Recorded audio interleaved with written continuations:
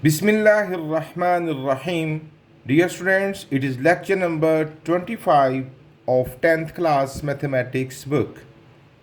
In this lecture, we will solve question number 3 to 9 of exercise 3.6.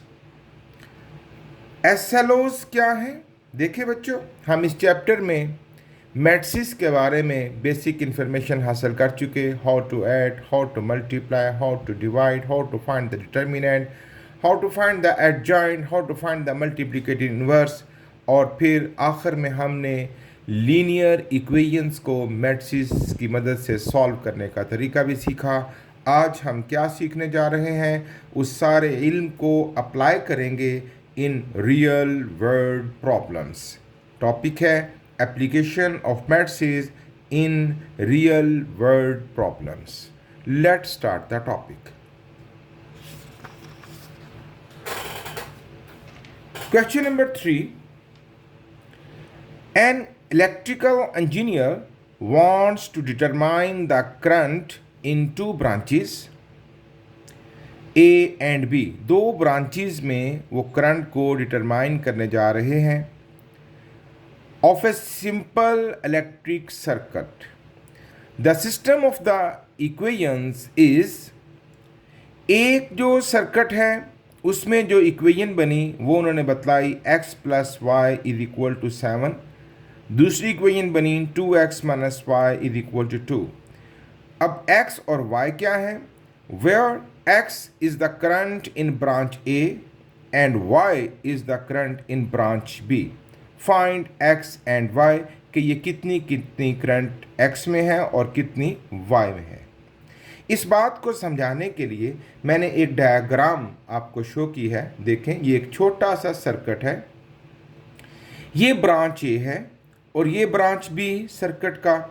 इसमें एक resistance लगा दिया गया है और इसमें एक रेजिस्टेंस लगा दिया गया है। अब इस ब्रांच में से जितनी करंट गुजर रही है ये रेजिस्टेंस, और इस रेजिस्टेंस की वजह से इस ब्रांच में से जितनी करंट गुजर रही है, ये ब्रांच ए है एक्स की और ये ब्रांच बी किसकी है? वाई की। अब इन दोनों में से जो करंट गुजरेगी और एट द सम, पहले क्या बतलाया उन्होंने कि दोनों में से जो करंट पास होकर बैटरी के टर्मिनल पर आएगी वो 7 एम्पेयर आएगी, यानी सम of current of branch A and sum of current of branch B is equal to 7।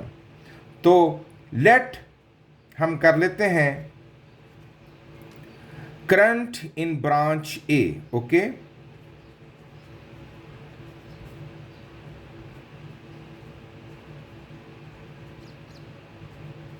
वो हम X से जाहिर करेंगे और करंट इन ब्रांच बी वो हम y से जाहिर करेंगे। अब फर्स्ट कंडीशन क्या है हमारे पास?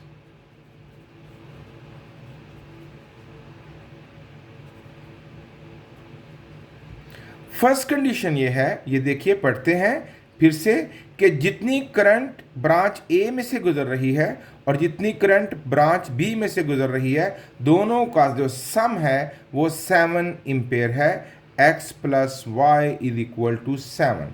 ये उन्होंने इक्वेशन हमें बना कर दी है, x plus y is equal to 7। ये हमारी फर्स्ट इक्वेशन हो गई। सेकंड कंडीशन क्या है?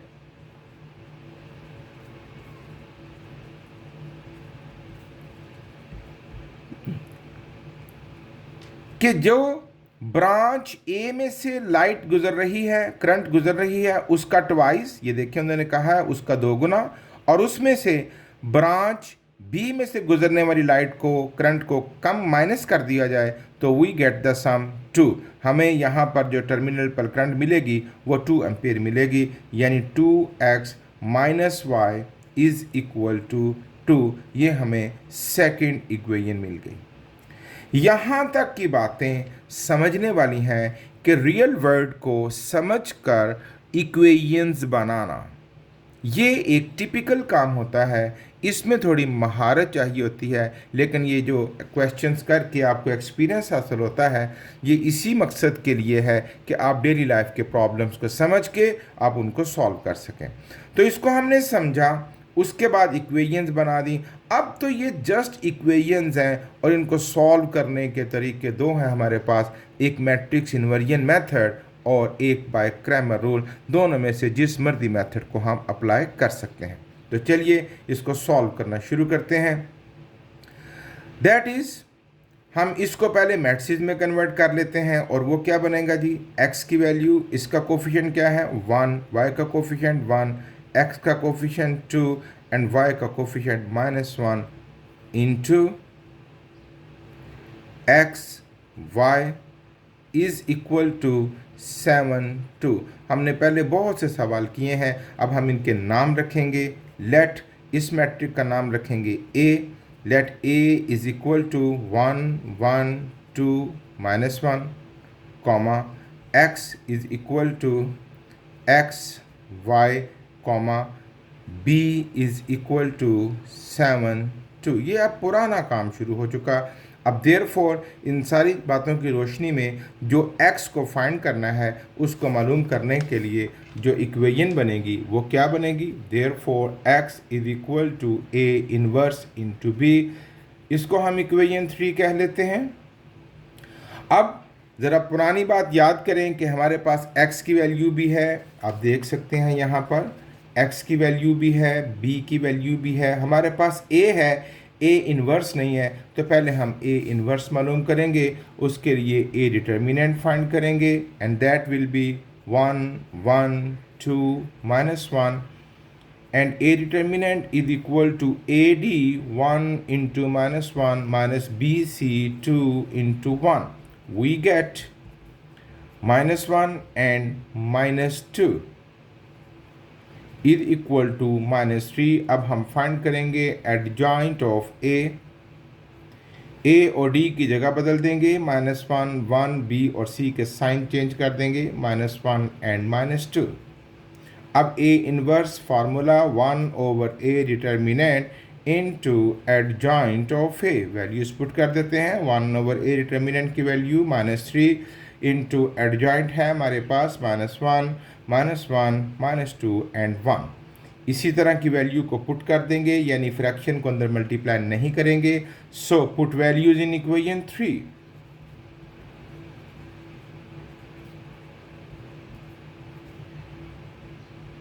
वी गेट x की जगह मेरे पास लगेगा xy।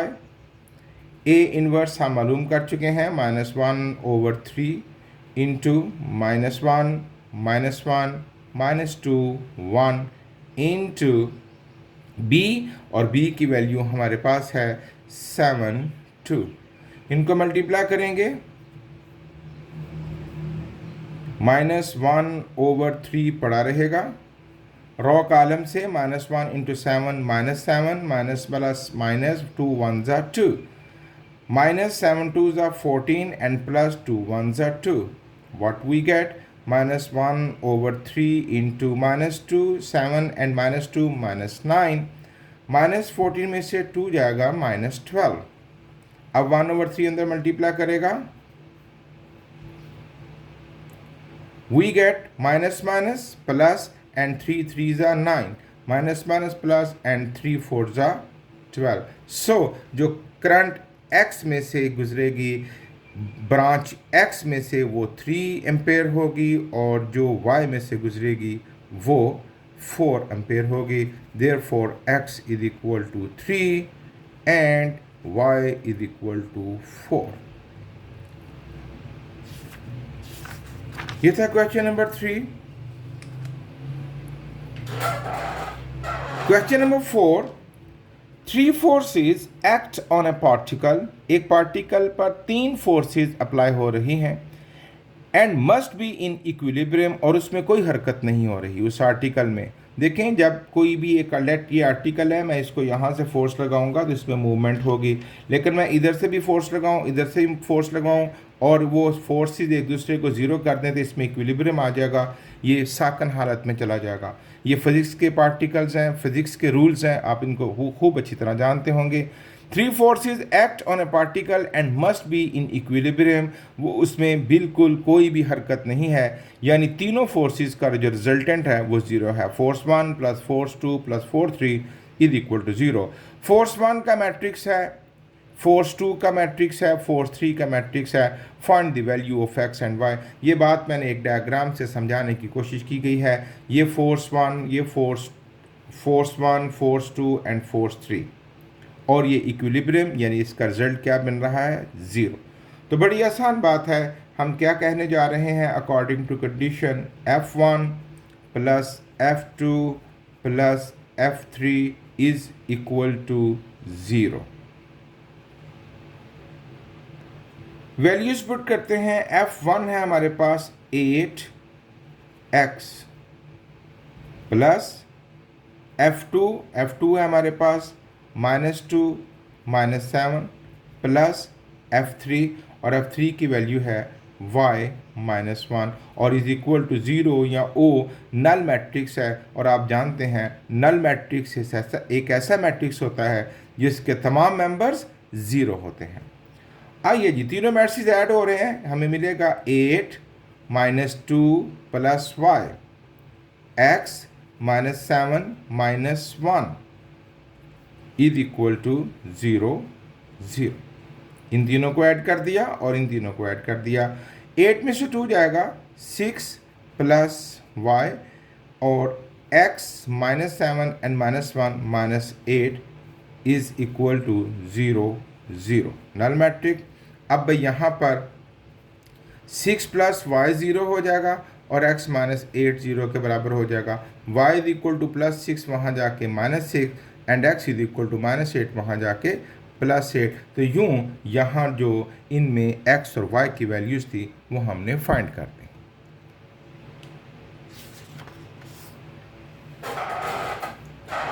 Question number 5, 2 support beams, किसी वज़न को उठाने के लिए जो बीम्स होते हैं, जो पिलर्स होते हैं, उनके बारे में बात हो रही है।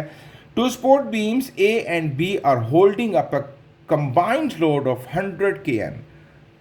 100 kN का वज़न दो बीम्स ने उठा रखा है, और उनमें जो कम्बिनेशन है वो क्या है, twice the load on beam A and 3 times the load on beam B। Beam A पर जो लोड है उसका 2 टाइम्स, और बीम बी पर जो लोड है उसका 3 times, that is equal to 240 kN। Find the load of beam A and beam B by using matrix की मदद से हमने इसको सॉल्व करना है। तो ये मैंने एक डायग्राम की मदद से बात समझाने की कोशिश की है। देखिए, ये दो बीम्स हैं, ये बीम ए पर लोड आ रहा है, ठीक है ना, और ये बीम बी पर, ये ऊपर सारा लोड है, और ये टोटल लोड कितना है, 100 kN। ओके, अब लोड जो हम लेट कर लेते हैं, let x be the load on beam A. Beam A पर जो लोड है उसको हम x से ज़ाहिर कर लेते हैं, and y be the load on beam B, और जी बीम B पर जो लोड है हम उसको किससे ज़ाहिर कर लेते हैं, y से। अब ज़रा फिर से बातों को सुनते हैं और इक्वेशंस बनाने की कोशिश करते हैं। फर्स्ट कंडीशन,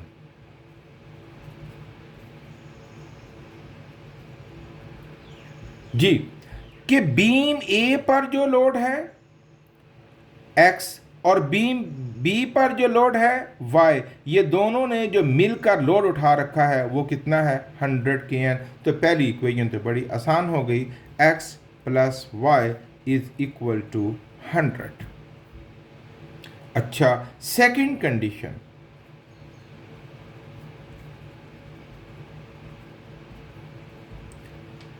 पढ़िए, twice the load on beam A. Beam A पर कौन सा लोड है, x, इसका ट्वाइस, ये बन जाएगा 2x, and 3 times the load on beam B. अब बीम बी पर कौन सा लोड है, वाई, उसका 3 टाइम्स, ठीक है। और इन दोनों का जो सम है that is equal to 240 kN।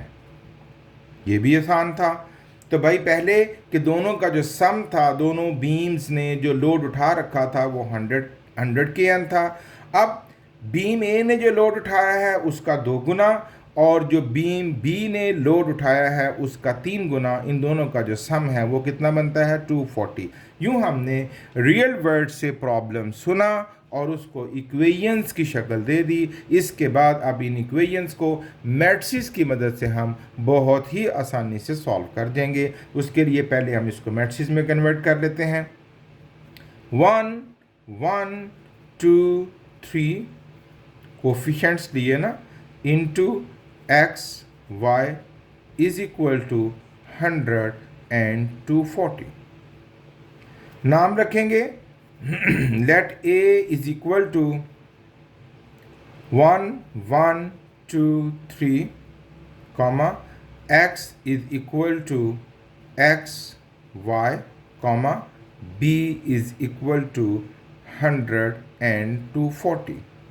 तो इक्वेशन क्या बनेगी, x को फाइंड करने के लिए x is equal to A inverse into B. ये हम इसको, ये इक्वेशन 1, ये इक्वेशन 2, तो इसको इक्वेशन 3 कह देते हैं।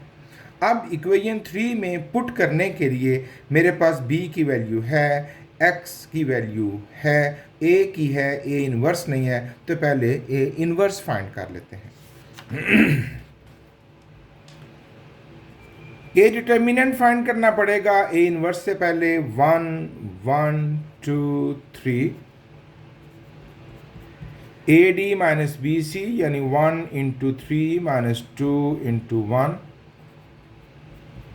3 1 ज़ा 3 माइनस 2 1 ज़ा 2 इज इक्वल टू 1। अब एडजॉइंट ऑफ ए फाइंड करेंगे। ए और डी की जगह बदल दी, 3 इधर 1 इधर, बी और सी के साइन चेंज कर दिए, -1 एंड -2। अब ए इनवर्स का formula 1 over A determinant into adjoint of A, values put कर देते हैं। ए डिटर्मिनेंट की वैल्यू 1 इंटू एडजॉइंट है 3 -1 -2 एंड 1। अब चूंकि ये 1 है मल्टीप्लाई हो रहा, तो 1 तो मल्टीप्लिकेटिव आइडेंटिटी होता है, तो हम इसको in short very simple form में लिख लेते हैं। 3 -1 -2 एंड 1 अंदर मल्टीप्लाई कर दिया गया। अब हमें क्या फाइंड करना है, put values in equation 3।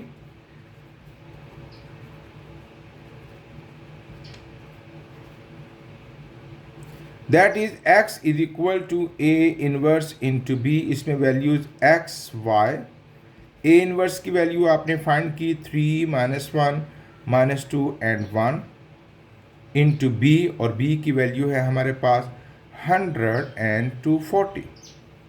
Multiply कर लेते हैं, we get 300 minus 240 minus 200 plus 240। Result मिला 300 में से 240 जाएगा तो 140, 240 में से 200 जाएगा तो 40। तो देयरफॉर लोड ऑन बीम एक जो है वो कितना है, therefore load on beam A वो x था, वो कितना है 140 kN, and load on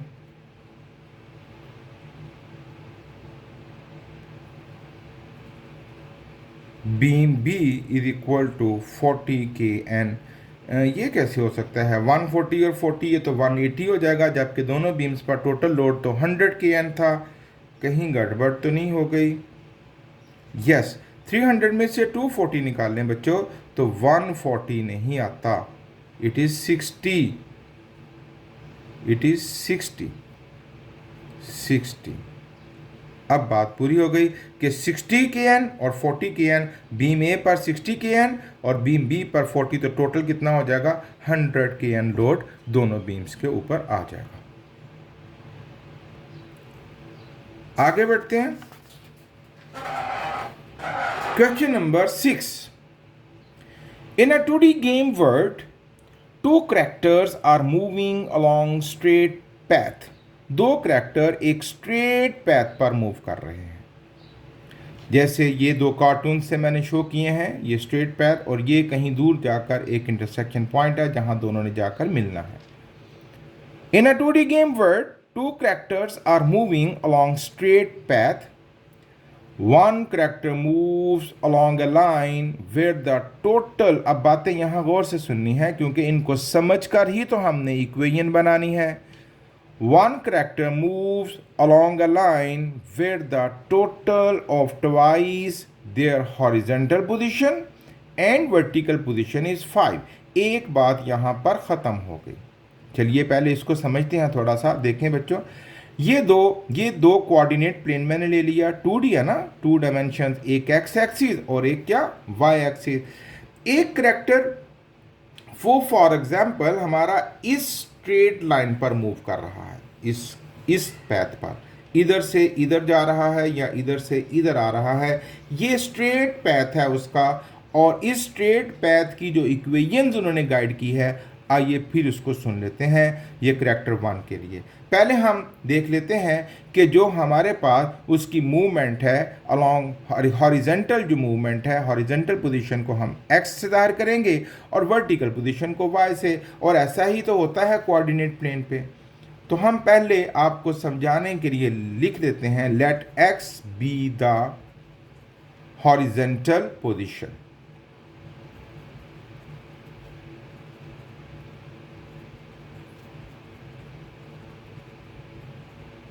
and y be the vertical position।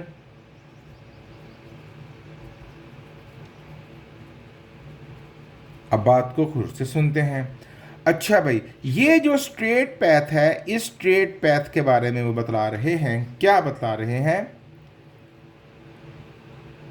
Where the total किसका? Twice of their horizontal position. Horizontal position क्या है? एक्स। अब यहां पर फर्स्ट कंडीशन के बारे में बात करने लगा हूं। फर्स्ट कंडीशन, हॉरिजॉन्टल पोजीशन का ट्वाइस यानी 2x,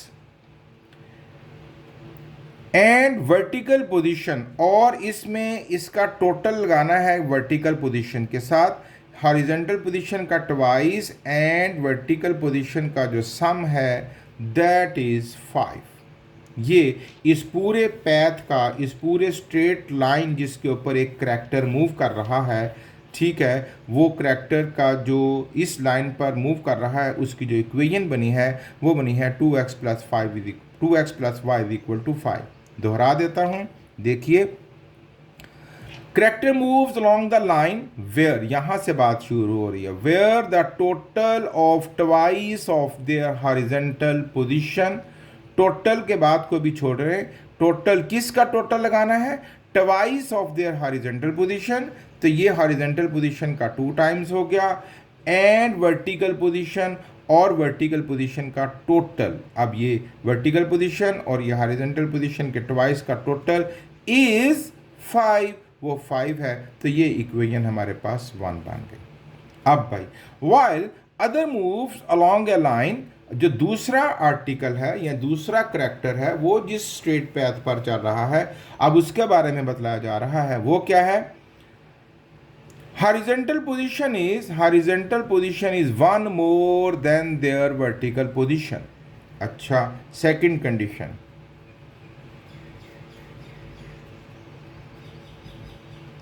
that is horizontal position, उसको किस आधार किया हमने? x is equal to 1 more than their vertical position. Vertical position y है और उसमें एक ज्यादा, 1 more than the vertical position, तो x is equal to y+ 1। Therefore equation क्या बन गई? y इधर ले आऊं x minus y is equal to 1, that is our second condition. ये जो वर्ड प्रॉब्लम्स को पढ़ के इक्वेशन बनाना है, ये महारत है, इसमें आपको अपना एक्सपीरियंस गेट करना है। उसके बाद वाला सारा ही काम बहुत आसान है, वो मैट्रिक्स की मदद से सॉल्व करना है जी। अब पहले हम इसको मैट्रिक्स में कन्वर्ट करेंगे। एक इक्वेशन ये है, दूसरी ये है, तो कोफिशिएंट उठा लिया हमने 2 1 1 -1 into x y is equal to 5 1 5 1। अब इनके नाम रखेंगे। Let A is equal to 2 1 1 -1 comma x is equal to x y comma B is equal to 5 1। अब x फाइंड करने के लिए जो हमारे पास इक्वेशन बनेगी, therefore x is equal to a inverse into B, इसको इक्वेशन 3 कह देते हैं। अब a इनवर्स मालूम करेंगे, उसके लिए a डिटर्मिनेंट पहले फाइंड करेंगे, and a determinant is 2 1 1 -1 AD minus BC 2 into -1 -1 into 1, and A determinant is equal to -2 -1 is equal to -3। Adjoint of A find करेंगे, इन दोनों की जगह बदल देंगे, -1 2, और इन दोनों के साइन चेंज कर देंगे, -1 -1। अब A इनवर्स का formula 1/A determinant into adjoint of A, values put करेंगे, 1/-3 डिटर्मिनेंट की वैल्यू, और एडजॉइंट है -1 -1 and 2। Put values in equation 3,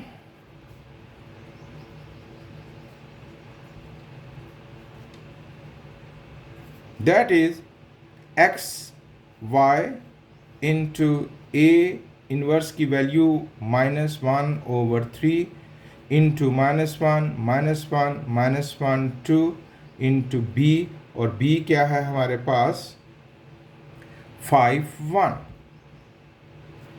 multiply करते हैं, रॉ कॉलम से -5 -1 एंड -5 + 2, वी गेट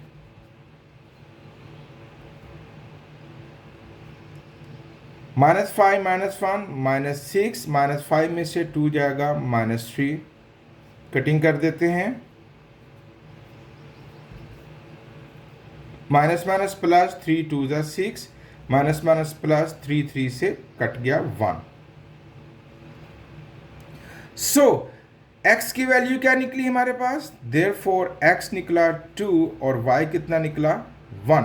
अब हमारे पास जो सवाल था वो सवाल ये था, ज़रा वापस आते हैं सवाल के ऊपर। सवाल ये था, find their point of intersection bye using matrix, कि ये जो दोनों करैक्टर जो इस लाइन पर मूव कर रहा है और जो इस लाइन पर मूव कर रहा है, ये किस नुक्ता पर जाकर एक दूसरे को मिलेंगे, इंटरसेक्ट करेंगे।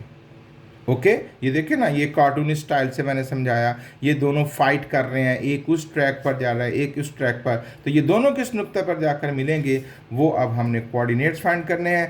तो the character will meet each other at point,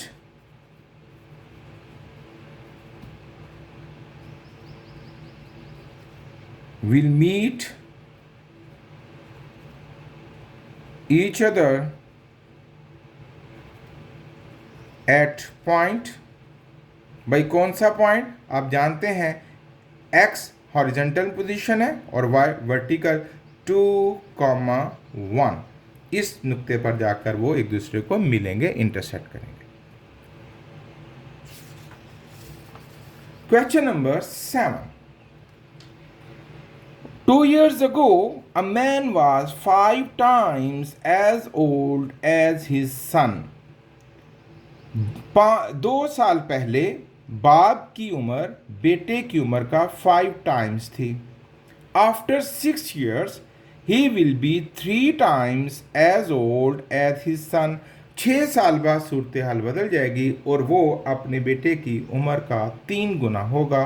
Find their present ages by using matrices। तो लेट कर लेते हैं, लेट प्रेजेंट एज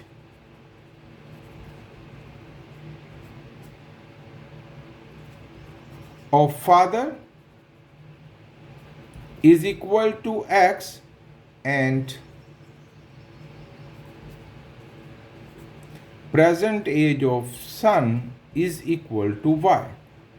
अच्छा जी, फर्स्ट कंडीशन, यहां मैं कोशिश करता हूं दोनों बातें इकट्ठी समझा देता हूं।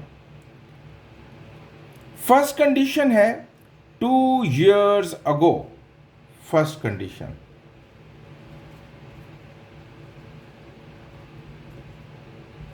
और सेकंड कंडीशन,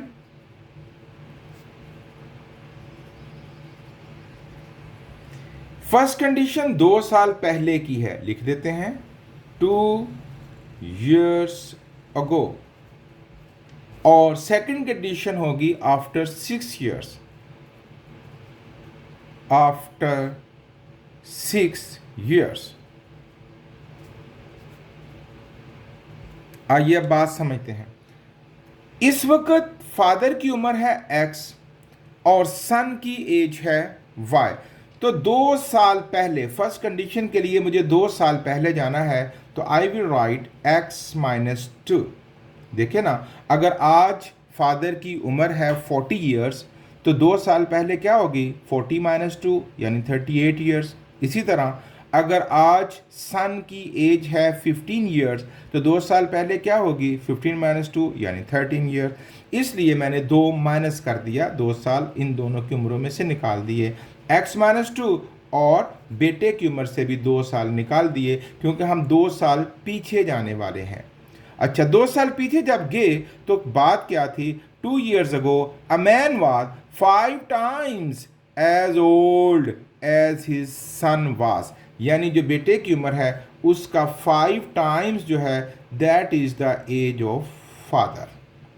तो ये फादर की उम्र थी x, ये सन की उम्र थी। अब ये हमारे पास कंडीशन बन गई। इसको और बेहतर कर लेते हैं, x - 2 is equal to 5 5 - 10 arrange कर लेते हैं, x - 5 5 इज इक्वल टू -10 - 2 वहाँ जाके +2 and x - 5 5 is equal to -8। ये बन गई हमारे पास इक्वेशन 1। अब इसी तरह की बातें यहाँ होंगी। अब सेकंड कंडीशन है आफ्टर 6 years।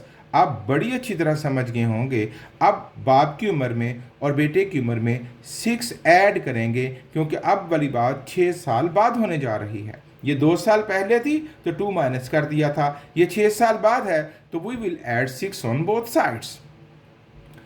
अच्छा, अब क्या है, after 6 years he will be 3 times as old as his son। ये अपने बेटे की उम्र का 3 टाइम्स होगा। अब ये दोनों इक्वल हो गए।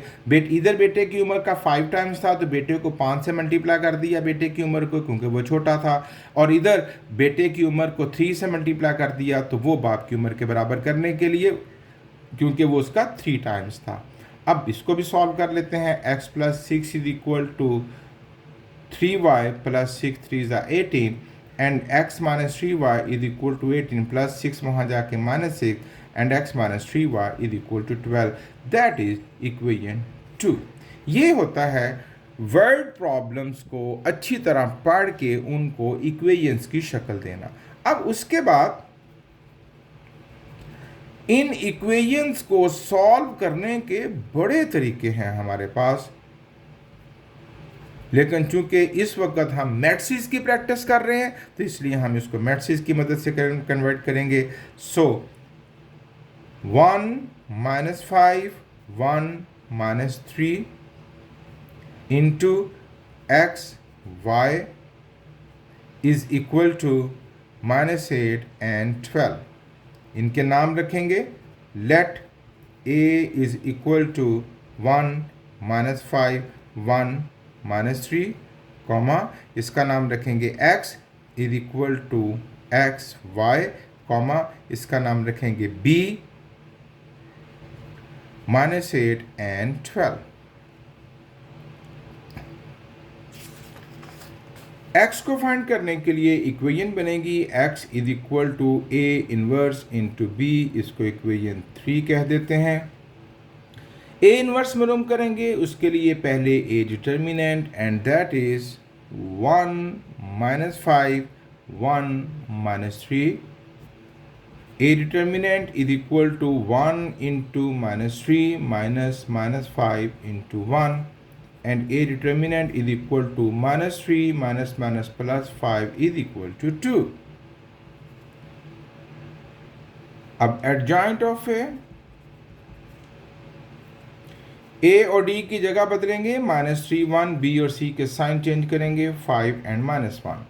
a inverse is equal to 1 over a determinant into adjoint of a, values put करेंगे, 1 over a determinant की वैल्यू 2 और adjoint of a -3 5 -1 and 1. Put values in equation 3.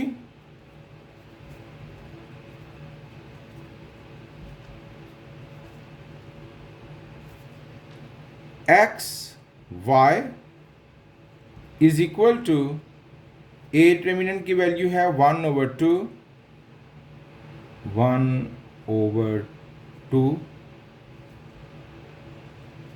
-3 5 -1 1 into b matrix है जो हमारे पास, दैट इज -8 and 12।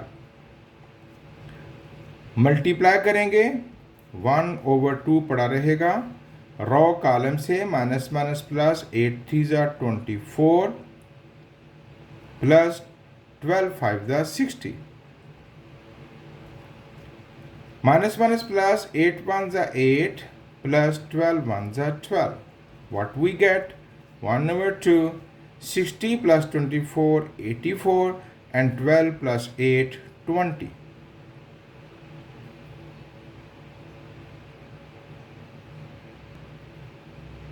मल्टीप्लाई कर देते हैं, fraction को अंदर कटेगा, 2 4 2 2 42 एंड 2 10 20।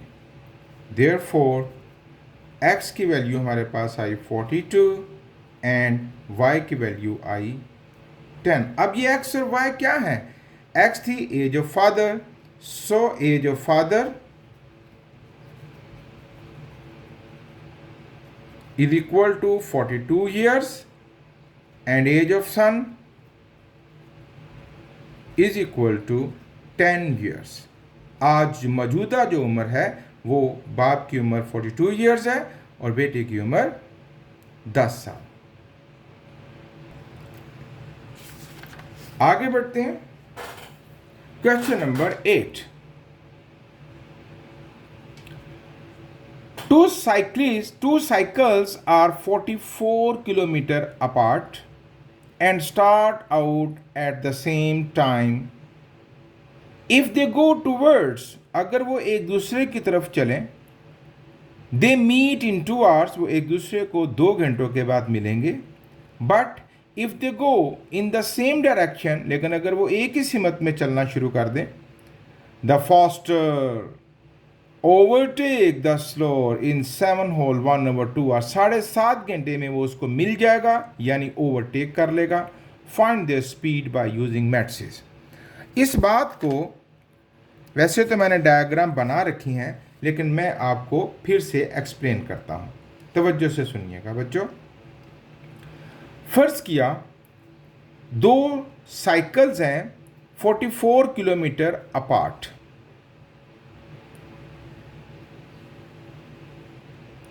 ये एक पॉइंट ए है, ये पॉइंट बी। एक साइकिल यहाँ है,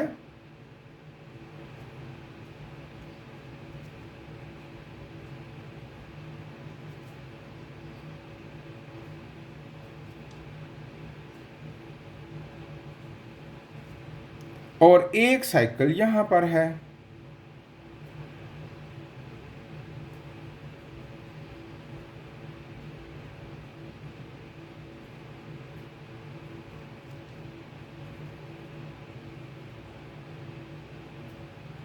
ओके, और ये टोटल डिस्टेंस है 44 kilometre. And they are moving towards each other, ये इधर को चल रहा है और ये इधर को चल रहा है। और फिर दूसरी इसमें बात ये है, एक फास्टर है और एक स्लोअर। फर्ज किया ये जो ए है इट इज़ फास्टर, ये तेज साइकिलिंग करता है,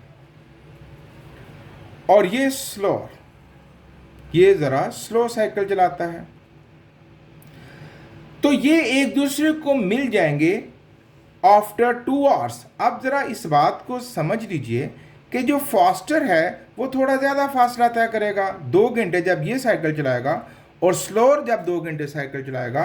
तो 2 घंटे तो दोनों ने चलाया, लेकिन स्लोअर ने थोड़ा कम फासला तय किया और फास्टर ने ज़रा ज़्यादा। तो फ़र्ज़ किया ये वाले पॉइंट पर आकर दोनों एक दूसरे को मिल गए। ये फास्टर ने ज़्यादा फासला और स्लोअर ने ज़रा कम फासला तय किया है। 2 घंटे बाद ये दोनों एक दूसरे को आकर मिल गए। ये एक दूसरे से कितनी दूर थे? 44 किलोमीटर अपार्ट। ये एक दूसरे से 44 किलोमीटर दूर थे। अब ज़रा देखें कि यहाँ हम इक्वेशन कैसे बनाएंगे। तो यहाँ पर हम लेट कर लेते हैं। लेट x जो है वो फास्टर है और जो y है वो स्लोअर। अब इक्वेशन बनाने के लिए हमारे पास जो हमें इशारा या हिंट मिला है वो मिला है उनकी डिस्टेंस जो उन्होंने कवर किया है। अब x जो फास्टर है उसने 2 घंटे में कितना फासला तय किया? Distance covered by faster.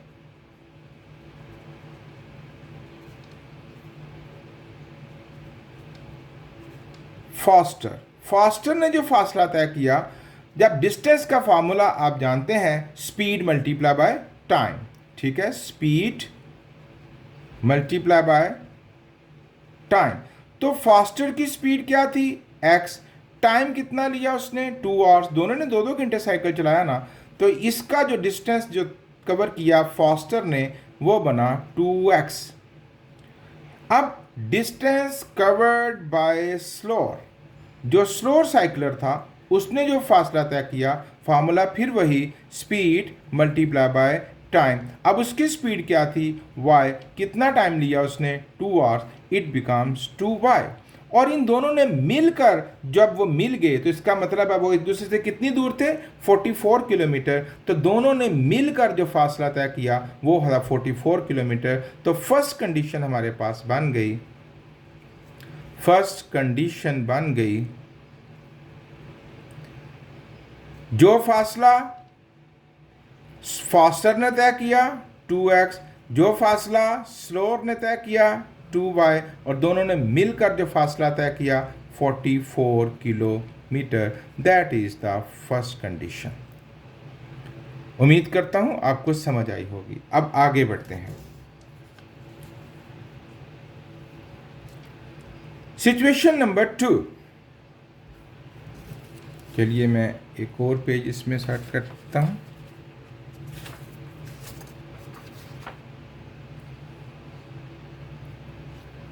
Situation number 2 क्या है?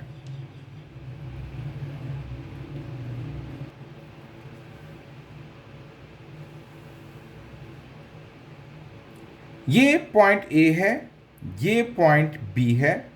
अब फिर साइक्लिस्ट अपनी पोजीशन पर आ गए।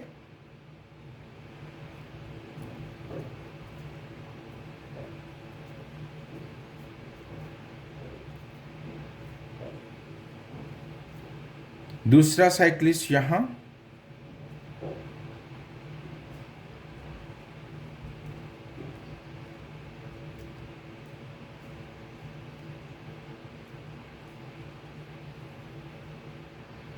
अब बात का स्टाइल बदल दिया उन्होंने। ये फास्टर है, ये स्लोअर। ठीक है, ये दोनों एक दूसरे से कितनी दूर है? As previous 44 kilometre. पहले सिचुएशन ये थी कि ये एक दूसरे की तरफ इन्होंने सफर तय करना शुरू किया था, एक दूसरे की जानब। ये इधर से जा रहे हैं और ये इधर को जा रहे हैं। अब दोनों का रुख सेम है, ये भी आगे बढ़ेंगे और ये भी आगे बढ़ेंगे। पढ़ते हैं, but if they go on the same direction, ये ऑपोजिट डायरेक्शन थी, ये इधर को जा रहे हैं, ये इधर को जा रहे हैं, अब दोनों किधर जा रहे हैं, सेम डायरेक्शन में। अब एक पीछे है और एक आगे है। ज़रा बात दिलचस्प है, फास्टर को पीछे रख दिया उन्होंने, स्लोअर को आगे। अब जब ये दोनों ने साइकिलिंग शुरू कर दी, तो आफ्टर 7 होल 1/2 आवर, 7.5 घंटे जब चलते रहे। अब बात नुक्ता समझिएगा, ये भी चल रहा है, ये भी चल रहा है, आगे बढ़ना शुरू हो गए, आगे बढ़ना शुरू हो गए, और आखिर एक पॉइंट पर जाकर वो एक दूसरे को मिल गए। यानी ए ने, जो फास्टर था, उसने स्लोअर को ओवरटेक कर ही लिया। ओवरटेक करने का मतलब उसको मिल ही गया वो। कितनी देर, 7.5 घंटे। अब 7.5 घंटे स्लोअर ने भी साइकिल आगे बढ़ाया, 7.5 घंटे से ये भी मुशक्क़त कर रहा है कि मैं इसको ओवरटेक कर लूँ, इसको पकड़ लूँ, इसको छू लूँ। ठीक है, अब 7.5 घंटे चलाया इसने साइकिल, 7.5 घंटे इसने साइकिल। तो ये चलते चलते चलते चलते चलते यहाँ आकर फास्टर ने स्लोअर को ओवरटेक कर ही लिया। अब भाई यहाँ पर भी हम इक्वेशन बनाने जा रहे हैं, सेकंड इक्वेशन, कि भाई डिस्टेंस कवर्ड जो किया फास्टर ने और जो डिस्टेंस कवर किया स्लोअर ने, इसमें क्या कम्बिनेशन है। ज़रा पहले ये देख लें कि डिस्टेंस कवर कितना हुआ इनका।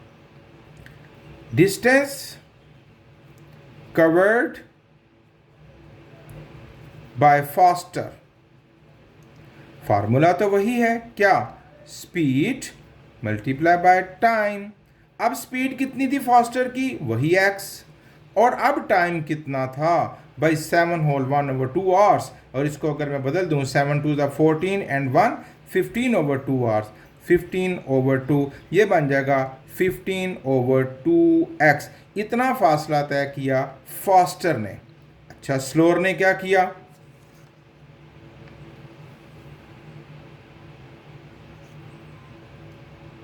Distance covered bye slower, speed multiply by time. उसकी स्पीड थी y और उसने कितने घंटे साइकिल चलाई, ऑफ कोर्स उसने भी 7.5 घंटे साइकिल चलाई। वो उसको मीट नहीं करने दे रहा था, वो उसको ओवरटेक करना चाह रहा था। दोनों ने 7.5 घंटे की मशक्क़त के बाद फास्टर ने स्लोअर को ओवरटेक कर लिया, कैच कर लिया। तो ये बना 15/2y।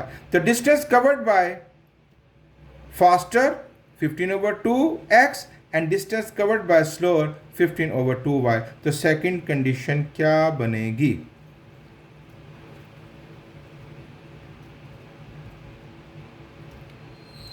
वो बच्चों बनेगी, देखें हिंट है कि ये दोनों एक दूसरे से 44 किलोमीटर दूर थे। फास्टर वाला पीछे था और स्लोअर वाला आगे था, ठीक है ना। अब जो फास्टर ने फासला तय किया 15/2x, इसमें से जो स्लोअर ने फासला तय किया 15/2y निकाल दें, तो बाकी हमारे पास जो फासला बनता है दैट इज़ 44 किलोमीटर। यानी जो फास्टर ने फासला तय किया 7.5 घंटे में, उसमें से जो स्लोअर ने फासला तय किया 7.5 घंटे में, वो निकाल दें, वी गेट 44। क्योंकि वो एक दूसरे से, जब उन्होंने सफ़र का आगाज़ किया था, वो एक दूसरे से 44 किलोमीटर दूर थे। तो ये हमारे पास बन गई सेकंड कंडीशन। आइए अब इनको नोट करते हैं और मैट्रिक्स में कन्वर्ट करके इसको हम इन दोनों की स्पीड को फाइंड करते हैं।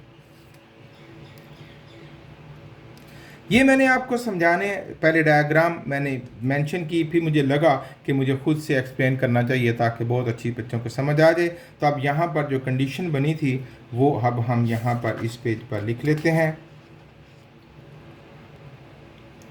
इसी में थोड़ी फिलिंग कर लेते हैं। Let x be the faster, ये इशारे ज़रूरी हैं बच्चों ताकि आपको अच्छी समझ आ जाए, and y be the slower. अब जो फर्स्ट कंडीशन थी उसके मुताबिक क्या बना हमारे पास, डिस्टेंस कवर्ड बाय फास्टर वो क्या था, 2 आवर्स चला, speed multiply by time is equal to, speed थी हमारे पास x और टाइम था 2 आवर्स, इट बन गया 2x, और distance covered bye slower, speed multiply by time, और ये बन गया 2y। और फर्स्ट कंडीशन हमारे पास बन गई,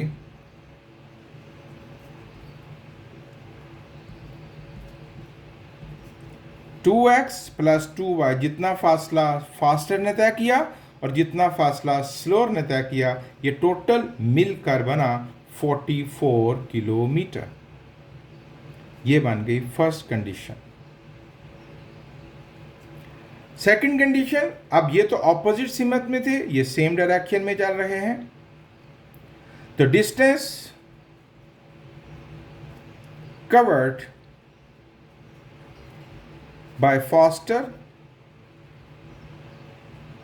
speed multiply by time,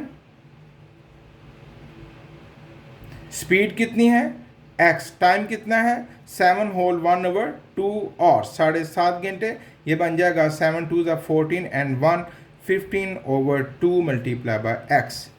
distance covered bye slower, speed multiply by time 15 over 2, और इसकी स्पीड थी y, 7.5 घंटे ही चलाया। और सेकंड कंडीशन बनी,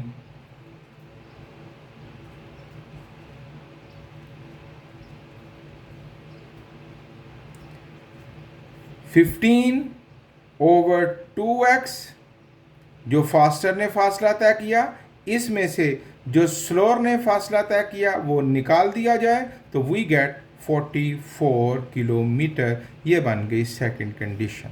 ये मैंने पहले भी समझा दी थी, यहाँ पर भी मैंने दोबारा बतला दिया है आपको। अब इन इक्वेशंस की मदद को लिखकर हम मैट्रिक्स की मदद से सॉल्व करेंगे। तो हमारे पास जो इक्वेशंस आई वो बनी 2x plus 2y is equal to 44। इसको थोड़ा सा अगर हम सिंपल कर लें तो वी गेट 2 कॉमन ले लेते हैं, अंदर क्या बचेगा, x plus y is equal to 44 and x plus y is equal to 44 over 2 and x plus y is equal to 22। और जो दूसरी इक्वेशन थी जो हमारे, ये सिंपलेस्ट फॉर्म होगी ना इक्वेशन की, इसको 1 कह लें। और जो दूसरी थी वो क्या थी, 15 over 2x minus 15 over 2y is equal to 44। 15 over 2 common ले लेते हैं, x minus y is equal to 44, ये वहाँ जाके मल्टीप्लाई करेगा, x minus y is equal to 44 multiply by 2 over 15, we get 88 over 15।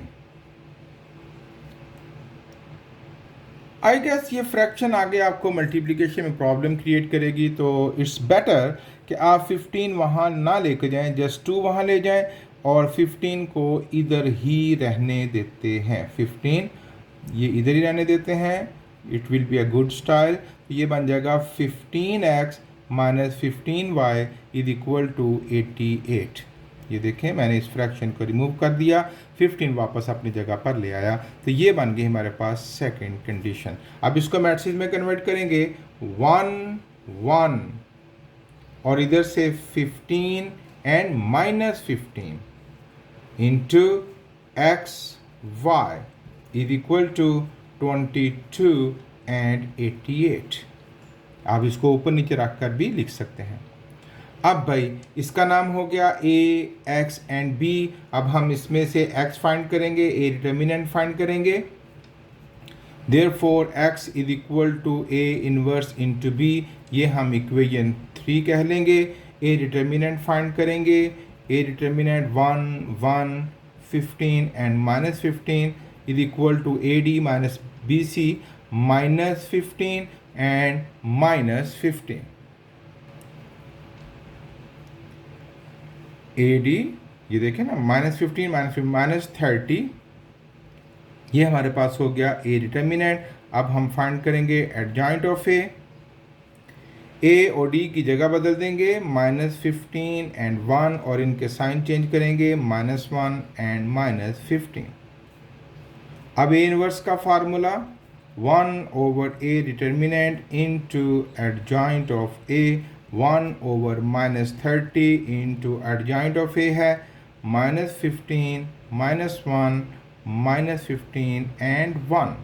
अब यहाँ वैल्यूज पुट करेंगे इक्वेशन 3 में, x y is equal to 1/-30 into -15, -1, -15 and 1, और इंटू बी, और बी मैट्रिक्स है हमारे पास क्या, 22 एंड 88।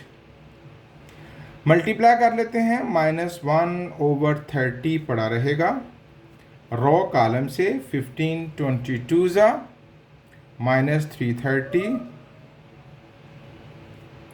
प्लस 22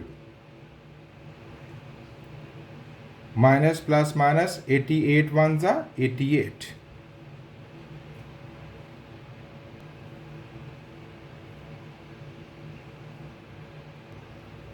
ये मल्टीप्लाई हो रहा था, -15 22 ज़ा -330 एंड -88। अब भाई सेकेंड रो फर्स्ट कॉलम, -15 22 ज़ा -330 एंड 188 ज़ा +88। X y is equal to -1/30 जी, -330 एंड -88, इट बिकम्स -418। -330 में से 88 निकल जाएगा, बाकी बचेगा -242। अब ये अंदर सबसे मल्टीप्लाई करेगा तो हमें जो जवाब मिलेगा वो क्या मिलेगा, माइनस माइनस प्लस, 418 को 30 से डिवाइड कर देते हैं, इट बिकम्स 13.93, और 242 को 30 से डिवाइड कर देते हैं, वी गेट 8.06। तो यूं ये रही स्पीड ऑफ फास्टर और ये रही स्पीड ऑफ स्लोअर। लिख लेते हैं, स्पीड ऑफ फास्टर यानी जो x थी वो है 13.93 किलोमीटर पर आवर, और स्पीड ऑफ स्लोअर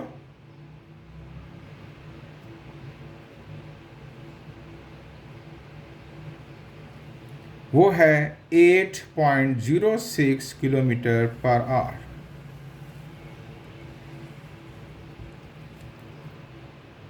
ये था बच्चों question number 8।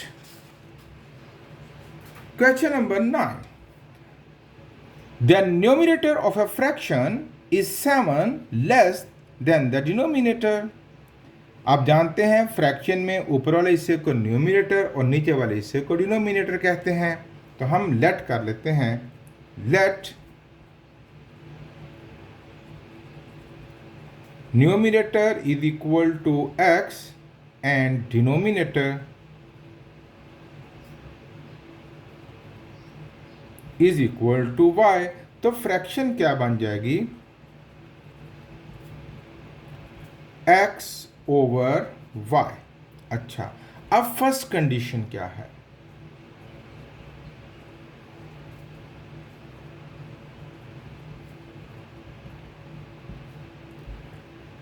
if the numerator of a fraction is 7 less than the denominator, यानी जो न्यूमिनेटर है यानी x है वो डिनोमिनेटर से 7 कम है, यानी डिनोमिनेटर में से 7 माइनस कर दिया जाए तो वो न्यूमिनेटर बन जाता है। ये होगी फर्स्ट कंडीशन। तो ये अरेंज कर लेते हैं, x प्लस वाई इधर आके minus y is equal to -7। ये बन गई हमारे पास फर्स्ट कंडीशन। सेकंड कंडीशन क्या है,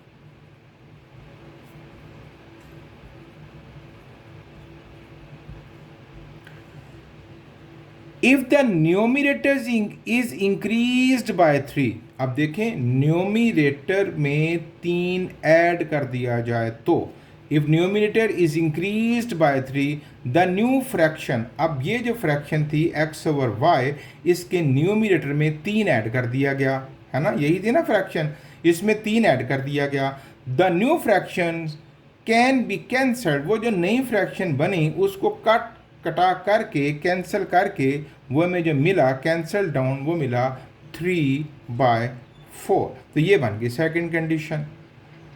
अब यहाँ इसको भी अरेंज कर लेते हैं, y वहाँ जाकर मल्टीप्लाई करेगा 4 यहाँ, यानी 4 into x plus 3 is equal to 3 into y. It becomes 4x plus 12 is equal to 3y। 4x plus 3y यहाँ आके माइनस 3y और प्लस 12 वहाँ जाके माइनस 12। ये बन गई हमारे पास सेकंड कंडीशन।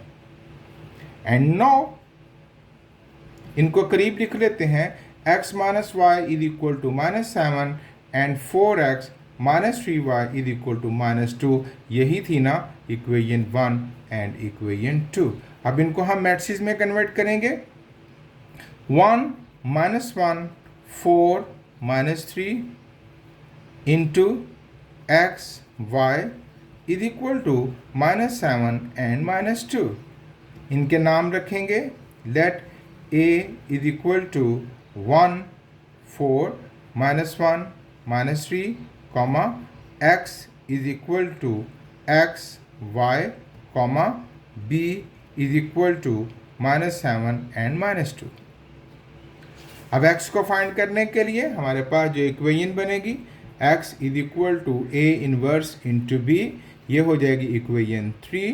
अब हम a इनवर्स मालूम करेंगे, उसके लिए पहले डिटर्मिनेंट फाइंड करना पड़ेगा, that is 1 minus 1 4 minus 3।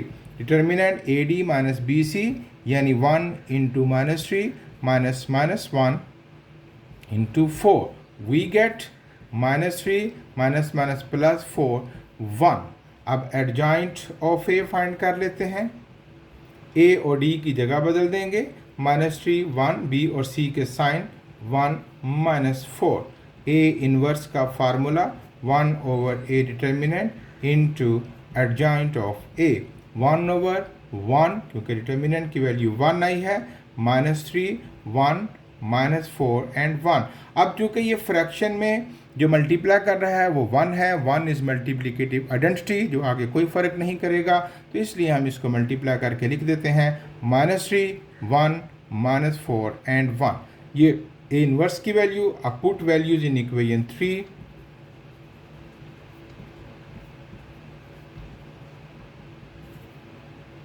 X y is equal to, ये थे ना इक्वेशन, ए इनवर्स की वैल्यू क्या है, -3 1 -4 1 इंटू बी, और बी की वैल्यू है हमारे पास -7 एंड -2।